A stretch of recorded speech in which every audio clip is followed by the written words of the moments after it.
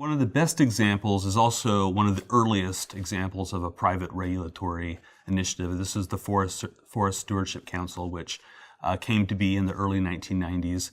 It was brought together a group of forestry and timber businesses, along with the environmental activists that wanted to avoid seeing a continual depletion of the ecosphere in which these businesses operated.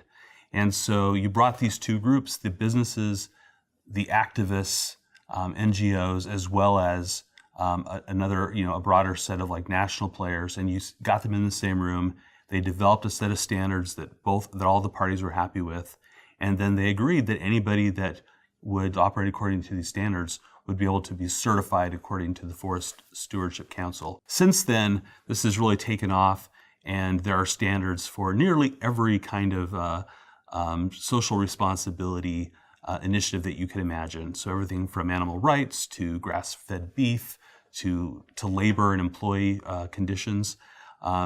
There's an eco-label index which says that there are now 444 different labels or rating systems that apply to environmental initiatives alone. So that doesn't include labor or employee rights initiatives.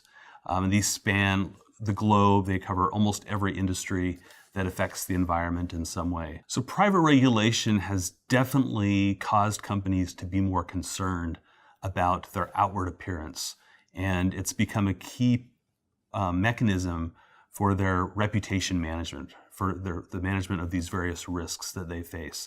It's also been moderately successful in that it's given activists a way to draw attention to firms that don't necessarily live up to those standards. So, for example, activists use boycotts or protests as a means to draw lots of public negative attention to firms that don't abide by good environmental standards or human rights standards. And in many cases, boycotts are successful, and it's largely because companies don't want to risk putting their reputation out there and being denigrated in the national or global media. And so 25% of boycotts lead to some sort of public concession on the part of companies. And we think that the major reason for this is because they're concerned with their reputations.